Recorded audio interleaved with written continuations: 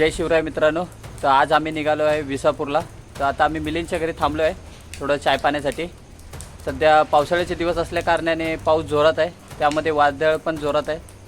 तर आम्ही आता निघणार आहोत थोड्या उशिराने. चला मग मित्रांनी बघू शकता, आता आम्ही आता थांबलेलो आहे चाय पिण्यासाठी. तर जस्ट आम्ही आता पनवेलमध्ये पोचलो आहे. कंटिन्यू पाऊस असल्या कारणाने शरीरात गरमी आणण्यासाठी चाय हा उत्तम पर्याय आहे, जेणेकरून शरीर गरम राहते. विसापूर किल्ला हा महाराष्ट्रातील एकमेव ऐतिहासिक डोंगरी किल्ला आहे. हा किल्ला महाराष्ट्रामध्ये मावळ प्रदेशात, जे पुणे जिल्ह्यातील लोणावळ्यापासून 16 किलोमीटर, पुण्यापासून 50 किलोमीटर तर मुंबईपासून 110 किलोमीटर अंतरावर आहे. विसापूर किल्ला हा पावसाळ्यामध्ये ट्रॅकिंगसाठी व धबधब्यांसाठी हा प्रसिद्ध आहे. तर बघू शकता तुम्ही, तर आता आम्ही पोचलो आहे विसापूरला. तर समोर दिसू शकतो तुम्हाला, तो आहे विसापूर. आणि त्याच्या अपोजिटला दुसऱ्या साईडला तुम्ही बघू शकता, तो आहे लोहगड. दिसला का? तो आहे लोहगड. तर दोन्हीच्या अंतरमध्ये 1 किलोमीटरचंच अंतर आहे, जास्ती नाही, 1 किलोमीटरचंच अंतर आहे. आणि दोन्ही जवळजवळ किल्ले आहेत. तर आता बघू शकता, आम्ही विसापूरच्या पायथ्याशी पोचलो आहोत. तर इथं हॉटेल्स आहेत, पण सध्या हे सगळे बंद आहेत. तर समोरचा एक हॉटेल दिसत आहे, तो चालू आहे, बाकी सगळे बंद आहे. आणि तुम्ही बघू शकता, तो आहे विसापूर. समुद्री सपाटीपासून या किल्ल्याची उंची 1083 मीटर उंच आहे, म्हणजे 3556 फूट उंच आहे. मळवली रेल्वे स्टेशनपासून हा किल्ला साधारण 5 ते 6 किलोमीटर अंतरावर आहे. किल्ल्याला भेट देण्यासाठी सर्वात स्वस्त आणि सोयीस्कर मार्ग रेल्वेने आहे. मळवली रेल्वे स्टेशनपासून विसापूर किल्ल्याच्या पायथ्याच्या गावापर्यंत शेअर ऑटो रिक्षा उपलब्ध आहेत. तुमच्याकडे बाईक किंवा गाडी असेल तर उत्तम पर्याय ते पण निवडू शकता, जेणेकरून तुम्ही लवकर किल्ल्याच्या पायथ्याशी पोचून ट्रॅकिंगला सुरुवात करू शकता. किल्ल्याचे बांधकाम मराठा साम्राज्याचे पहिले पेशवे बाळाजी विश्वनाथ यांनी 1713 ते 1720 यामध्ये केलेले आहे. साधारणपणे आम्हाला जेवण आणि चहा हे नेहमीच्या घरून सोबत घेऊनच ट्रॅकिंगला सुरुवात करू. तर बघू शकता की आम्ही विसापूर चढायला सुरुवात केलेली आहे, पण भरपूर वारा सुटलेला आहे, जेणेकरून इथे भरपूर घनदाट जंगल असल्या कारणाने कुठे कुठे झाडे पडलेली आहेत. तर तुम्ही पण जर असे येत असाल तर सांभाळून जरा ट्रॅक करा.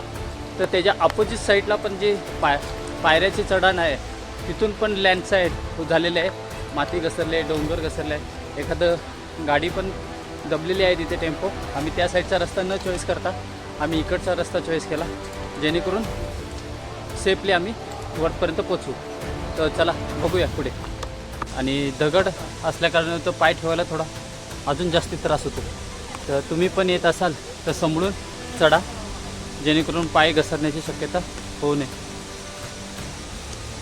वरती चढल्यानंतर तुम्हाला समोरच उजव्या साईडला एक पाण्याचं टाकं दिसेल.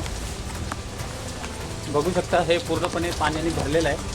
आणि ह्याच्यावर काहीतरी कोरलेलं पण दिसतंय, पण आता सध्या काही परफेक्ट दिसत नाही आहे, पण त्याच्यावर कोरीव काम आहे. आणि हे पाण्याचे टाके समोरच बघू शकता. आपल्याला इथून ओढ्याच्या मार्गाने जायचं आहे. पाणी कमी असल्या कारणाने हा सेफली आहे, पण ज्यावेळेस जास्त पाऊस पडत असेल तर तुम्ही हा मार्ग चॉईस करू नका. विसापूर किल्ला हा त्याचा जुळा किल्ला लोहगडपेक्षा मोठा व जास्त उंचीवर आहे. किल्ल्यावर सुशोभित कमान, पाण्याचे टाके, गुहा आणि जुनी घरे आहेत. तर तुम्ही बघू शकता, हा ओढ्याचा मार्ग आहे, ज्यामधून आपल्याला चालायचं आहे. विसापूरचा गड आहे आणि समोरच जो आहे, जो बघताय तुम्ही, तो लोहगड आहे. काही अंतरावर 1 किलोमीटरच्या अंतरावर लोहगड आहे आणि त्याला बाजूला लागूनच हा आहे विसापूर. तुम्ही बघू शकता कशी वाट काढत चाललो आहे आम्ही ओढ्यामधून. आणि या सगळी तटबंदी आहे विसापूरची, एकदम भक्कम अशी तटबंदी आहे. विसापूरच्या अर्ध्या रस्त्यावर पोचलो आहोत, पण तुम्ही समोर असे नजारे बघू शकता. समोर एक डॅम आहे आणि बाकी असे पावसाने भरलेले ढग तुम्ही बघू शकता. किती सुंदर वातावरण झालेलं आहे इथे आणि त्यामध्ये हवा पण जोरात सुटलेली आहे. तर नक्कीच तुम्ही पावसाळ्यामध्ये विसापूर किल्ल्याला भेट द्या. तुम्ही बघू शकता की पाण्याचा खळखळणारा आवाज आपल्याला किती मनमोहक आवाज येत आहे, जेणेकरून आपल्या मनाला शांतता आणि पुढे उघड चढण्यास मदत करत आहे. जेणेकरून कोणत्याही प्रकारचा थकावा आमच्या चेहऱ्यावर जाणवत नाही आहे. जेणेकरून पुढे जाण्यास आम्हाला त्याचा आधार आणि त्याची मजा घेण्यास किल्ल्यावर जात असताना जे आजूबाजूच्या परिसराचे दृश्य मनमोहून घेत आहे. जेणेकरून ढगाळ वातावरणामुळे आभाळ एकदम निरागस्त झाले आहे. असा हा अनुभव तुम्ही फक्त पावसाळ्यातच घेऊ शकता. जेणेकरून पाऊस, वारा आणि त्यामध्ये वाहणारा धबधबा ह्या गोष्टींमुळे तुमच्या मनाला एक शांतता आणि काही 15 ते 20 मिनटं झालेले आहेत. आम्ही वरती पोचलोच आहोत. समोर बघू शकता काही 2 मिनिटाचं अंतर राहिले आहे, जे की आम्ही वरती पोचणार आहोत विसापूरवर. या रस्त्याने साधारणपणे अर्ध्या तासामध्ये तुम्ही किल्ल्यावर पोचू शकता. तर बघू शकता शेवटी आम्ही किल्ल्यावरती पोचलो आहोत. सध्या हा गड पूर्ण ढासळल्यामुळे सगळ्या दगडे खाली पडलेले आहेत आणि त्याचाच वापर करून तिथे ओढा निर्माण झाला आहे आणि त्याच रस्त्याने आम्ही वरती चढलेलो आहोत. पायरी मार्गावर येण्यासाठी तुम्हाला 2 तास तरी ट्रॅकिंग करावे. आमचे हे 2 मित्र आहेत. दोघेही मागे चालत असतात, पण कधीही थांबत नाहीत आणि कंटिन्यू आमच्याबरोबर चालत असतात. किल्ल्यावर पोचताच एक मनमोहून घेणारे दृश्य आपल्यासमोरच नजरेस पडतं, जे की जुने घराचे बांधकाम आहे, ज्यामध्ये 2 कोठार आहेत. ते सध्याच्या घडीला पाण्याने भरलेले आहेत आणि मातीखाली दडलेले आहेत, जेणेकरून आपल्याला त्यामध्ये पूर्णतः काही दिसत नाही. किल्ला पाहण्यासाठी मनामध्ये एक ओढ निर्माण करून देतं. तुम्ही हे चिरे बघू शकता. याच्यामध्ये जे खाचे मारलेले आहेत ते ह्यासाठी मारले आहेत की दुसरी जे दगड आहे इथं बघू शकता, ही दुसरी दगड, ही दगड त्यामध्ये घुसून एकदम परफेक्टली जॉईंट बनावं यासाठी बनवलेले आहे. आणि त्याची कारिगिरी बघा किती मस्तपैकी बनवलेली आहे की त्या दगडीमध्ये तो परफेक्टलीपणे घुसावा. तसंच हिला इथे एक वेगळा स्लॉट दिलेला आहे बघू शकता. त्या स्लॉटमध्ये पण दुसरी आपली परफेक्टली बसावं, जेणेकरून आपल्याला कुठलाही मटेरियल न यूज करता त्याला की लॉकिंग टाईप पद्धतीने तिला लॉक करायची. तुम्ही यावरून समजू शकता की आपल्या मावळ्यांचे किती मोठे विचार होते की अशा पद्धतीने गडाचे बांधणी करायची, तटबंदी बांधायची, हे वेगवेगळे टेक्निक छत्रपती शिवाजी महाराजांनी असे मोठे मावळे त्यासाठी तयार करून दिलेले, त्यांच्यासाठी मानलेले हे सगळे किल्ले आणि त्यासाठी अशा भरीव काम करणारी माणसं. त्यामुळे अजूनपर्यंत हे गडकिल्ले आपले एकदम मजबूत आणि भरगस्त आहेत.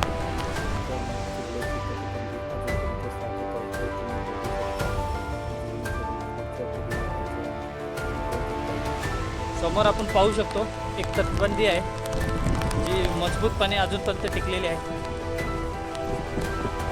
तर आपण या तटबंदीवरून आता जाणार आहोत, जेणेकरून आपल्याला कळेल. आणि त्या काळी जे चुनाचा वापर करून जे बनवायचं ते इथे तुम्ही बघू शकता. इथं चुन्याचा वापर करून त्याचे जॉईंट केलेले होते आणि आताच्या घडीला सध्या त्याची परिस्थिती ठीक नाही, पण एकदम व्यवस्थित दिसत आहे तटबंदी अजून पण. तुम्ही बघू शकता ही तटबंदी.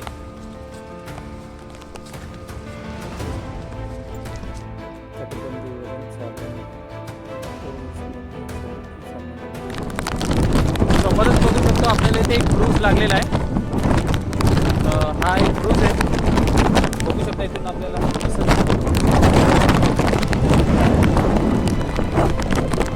एक सुंदर असा नजारा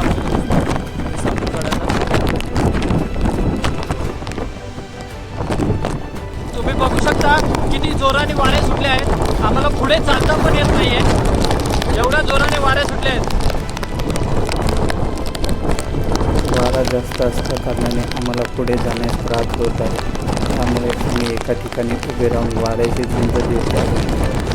हवा कमी झाल्यानंतर आम्ही परत पुढचा प्रवास सुरू करत आहोत, जेणेकरून आमच्या किल्ला बघण्याची ओढ वाढत आहे.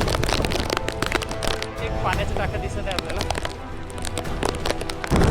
पावसाळ्याचे दिवस असल्या कारणाने भरपूर ठिकाणी असे पाणी साचले आहे, जेणेकरून राहिलेल्या घरांच्या अवशेषामध्ये पण पाणी साचले आहे. त्यामुळे तुम्ही परफेक्टली सांगू शकत नाही की हे घराचे अवशेष आहे की कुठे तलाव आहे.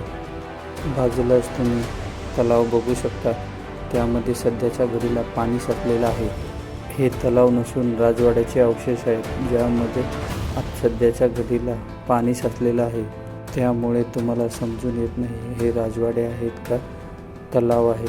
हे राजवाड्याचे अवशेष एकमेकांना बाजूला लागून असल्या कारणाने तुम्हाला समजून येईल की हे अवशेष पाण्याचे नसून हे राजवाड्याचे अवशेष आहे. काही अंतर चाललं असतं तुम्हाला एक मैदान लागते. मैदानाच्या समोरच एक मोठी अशी तटबंदी आहे. समोर बघू शकता इथं चुन्याचं घाण्याचं सध्याच्या घडीला त्याची थोडी खराब अवस्था आहे. पण त्या काळामध्ये या चुन्याच्या घाण्याचा वापर करून मोठ्या प्रमाणात चुना आणि गुळाचं मिश्रण करून तटबंदीसाठी एक मिश्रित तयार केलं जायचे, जेणेकरून तटबंदी एकदम मजबूत व्हायची. तुम्ही सगळ्यांनी याला तर बघितलंच असेल. हे आहे जातं, आपल्या प्रत्येक घराच्या मध्ये असायचं, पण सध्याच्या घडीला हे लुप्त झालेलं आहे. घरामध्ये हे छोट्या आकाराचं जातं असायचं, ज्यामध्ये आपल्या घराचं दळण दळलं जायचं. पण त्या काळी या मोठ्या जाताचा वापर कशासाठी केला जायचा हे अजूनपर्यंत रहस्यच आहे. आपण निघालो आहोत लोहगडच्या व्ह्यू पॉईंटकडे. सध्या आपण पोचलो आहोत व्ह्यू पॉईंटकडे. तर समोरच बघू शकता तुम्ही लोहगड आहे. व्ह्यू पॉईंटकडून आपण सुंदर असा नजारा आपल्याला बघायला मिळतो. समोरच आपल्याला त्रिंगी आणि त्रिकोणा हे पण गड दिसतात, पण सध्याच्या वातावरणामुळे आपल्याला ते दिसत नाही आहेत. त्यामुळे गड पाहण्यासाठी पुढचा प्रवास आम्ही चालू करतो. तटबंदीवरून चालत जात असता आपल्याला मध्ये असे छोटे बुरुज लागतात, ज्यामधून आपल्याला सुंदर असे देखावे बघायला मिळतात. आणि पुढे परत आम्ही तटबंदीवरून चालत निघालो. ह्या पायऱ्यांचा वापर करून आपण तटबंदीवरून पुढे बुरुजावर जाता येते आणि आपल्याला तटबंदीवरून किल्ल्यावरील असा पठाराचा एक सुंदर व्ह्यू बघायला मिळतो.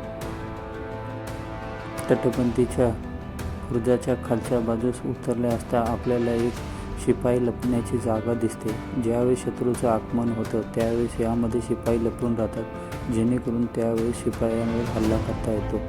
आणि इथे आपल्याला दिसतंय की त्या काळामध्ये पण गड किल्ल्यांवर टॉयलेट बांधलेले होते. आता आपण तटबंदीवरून खालून उतरून समोर असलेल्या हनुमान तलावाकडे निघालो आहोत. त्यामध्ये आपण बघू शकता की समोर एक तलाव आहे आणि त्या तलावाच्या बाजूला लागून एक हनुमान तलाव आहे. तलावाच्या समोरच्या भिंतीवर तुम्ही बघू शकता एक सुंदर असे हनुमानाची मूर्ती कोरलेली आहे, जी की अर्धी पाण्यामध्ये भरलेली आहे. आणि बाजूलाच लागून असे काही रूम बनवलेले आहेत. सध्याच्या घडीला या घरांचे अवशेषच उरलेले आहेत.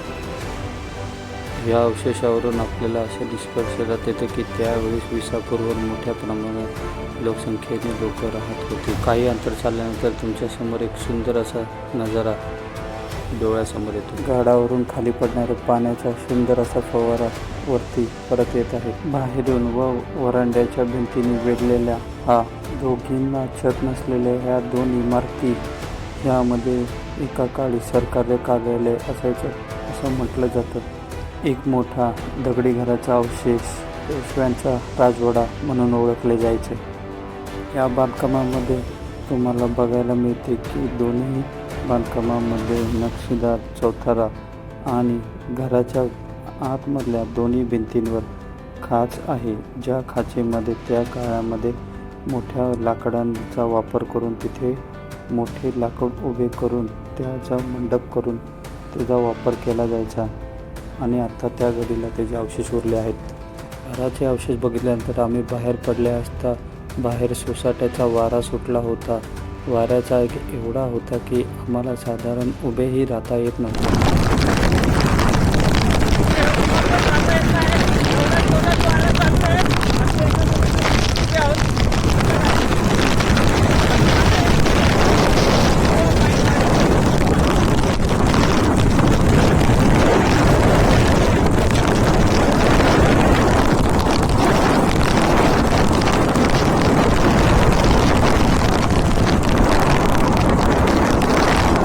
वाऱ्याला न जुमानता मी दुसऱ्या तटबंदीकडे निघालो, पण वाऱ्याचा जोर एवढा होता की माझी शक्ती तिथेच संपली आणि मी तिथेच थांबलो. यावेळेस माझ्या मनामध्ये एकच विचार चालू होता, जसे की मी काही समुद्राच्या लाटेवर चाललो. बघू शकता उभं राहता येत नाही, एवढं जोरात वारा आहे.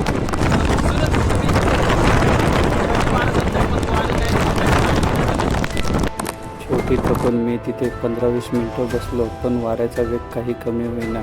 मी शेवटी तो तटबंदीकडे जाण्याचा मार्ग सोडून दुसरीकडे निघालो, पण वाऱ्याचा वेग काही कमी होत नव्हता.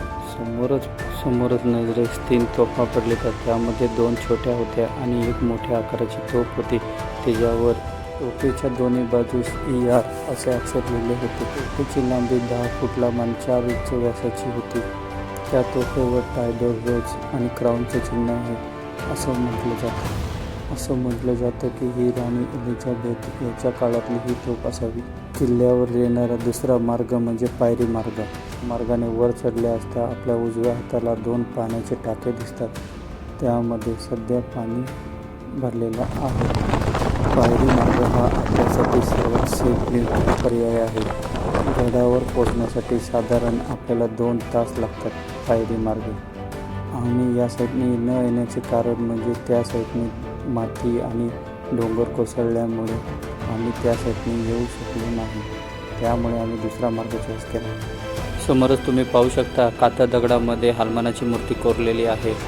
तसेच त्याच्या बाजूला लागून 2 कोठारे आहेत, ज्यामध्ये पूर्णतः मोठा गाभारा असून त्यामध्ये साधारण 20 ते 30 माणसं बसू शकतात एवढी जागा आहे. बाजूला लागूनच दुसरा एक कोठार आहे, त्यामध्ये पण सेम मोठा गाभारा आहे आणि त्याच्यामध्ये पण 20 ते 30 माणसं बसू शकतात एवढी जागा आहे. थोड्या उशीर गाभाराचे निरीक्षण केल्यानंतर आम्ही बाहेर आलो आणि हनुमानाच्या मूर्तीचं निरीक्षण करत राहिलो, ज्यामध्ये एक दगडामध्ये कोरलेली मस्त सुरेख अशी हनुमानाची मूर्ती होती, जी पावसामध्ये अजून उठून दिसत होती. समोरच तुम्ही बघू शकता हा पायरी मार्ग आहे, जेणेकरून येण्यासाठी हा रस्ता आहे. पण सध्याच्या घडीला हा रस्ता बंद असल्याकारणाने इथून येणे जाणे बंद झालेले आहे. पुढे चालत गेले असता आम्हाला एक कातळामध्ये कोरलेला स्तंभ दिसत आहे. त्याचा वापर त्या काळी कशासाठी केला जायचा हे अद्याप आपल्याला माहिती नाही. काही अंतर चालून गेल्यानंतर आपल्याला एक तलाव लागते आणि तसेच काही पडलेले बांधकाम आपल्याला रस्त्यामध्ये बघायला मिळते. कंटिन्यू पाऊस चालू असल्याकारणाने तसेच वारा जोरात असल्याकारणाने आम्ही रस्ता काढत पुढे जात होतो आणि पुढे आम्ही महादेवाच्या मंदिराकडे जाण्याचा निर्णय घेतला. 5 मिनटं चालले असता आम्हाला महादेवाच्या मंदिराचे दर्शन झाले. आम्ही तसेच महादेवाच्या मंदिराकडे निघालो. बाजूलाच लागून एक छोटासा असा तलाव होता, ज्यामध्ये पाण्याचे कलर हा एकदम शुद्ध असा व्हाईट दिसत होता. तसेच आम्ही पुढे निघून महादेवाच्या मंदिराच्या इथे गाभाऱ्यात पोहोचले असता आम्हाला एक स्तूप दिसला. त्या स्तूपवर गणपतीची आणि हनुमानाची मूर्ती तसेच दुसऱ्या एक देवताची मूर्ती होती. बाजूलाच 4थ्या भागामध्ये नागाची मूर्ती कोरली होती. स्तंभावर झालेल्या कोरीव कामाचे बघितले असता मनामध्ये एक उत्सुकता निर्माण होते. तसेच नंदी महाराजाचे दर्शन घेऊन आम्ही शंकरा मंदिराकडे वळालो. तो मंदिराचा दरवाजा बंद असल्याकारणाने आम्हाला आतमध्ये जाता आले नाही, पण आम्ही बाहेरूनच मंदिराच्या आतमधल्या पिंडीचे दर्शन घेऊन आम्ही पुढचा प्रवास सुरू केला. काही अंतर चालल्यानंतर आपल्याला बाजूला एक छोटंसं पावसामुळे तयार झालेलं तलाव बघण्यास मिळते. तसेच आम्ही ते बघून पुढे निघालो. तरीही पावसाचा जोर अजून कायमच होता. त्यात वार आहे, त्याच्यामुळे वातावरण एकदम हवेशीर आणि गार झाले होते. त्यामुळे वातावरणामध्ये सगळीकडे हवा आणि ढग खाली उतरल्यासारखा व वाऱ्याच्या बरोबर वाहत होते, जेणेकरून वातावरण एकदम उठून दिसत होते. तसंच आम्ही पुढचा प्रवास चालू केला. काही अंतर चालल्यानंतर आमच्या नजरेस एक छोटीशी खोली नजरेस पडली. त्यामध्ये 4 चौतारे होते, पण वरती कोणत्या प्रकारचे छत नव्हते. माझ्या माहितीनुसार विसापूरवर असलेल्या घरांमधले हे एक अवशेष होते, ज्याला आत्ताच्या घडीला त्याची दुरावस्था झालेली आहे. समोरच एक बुरुज होता. लांबून तो बुरुज आम्हाला छोटासा वाटत होता, पण समोर जसे जसे जवळ जात होतो तसा बुरुज मोठा होत गेला आणि काही उशिराने आम्ही त्या बुरुजावर पोचलो. बुरुजावरून सुंदर असा नजारा आम्हाला बघावयास मिळाला. असं वाटत होतं की ढगांची चादर जमिनीवरील गावांवर पसरलेली आहे आणि त्यामध्ये हवा त्याला साईडला बाजूला करून पुढे ढकलण्यास मदत करत आहे.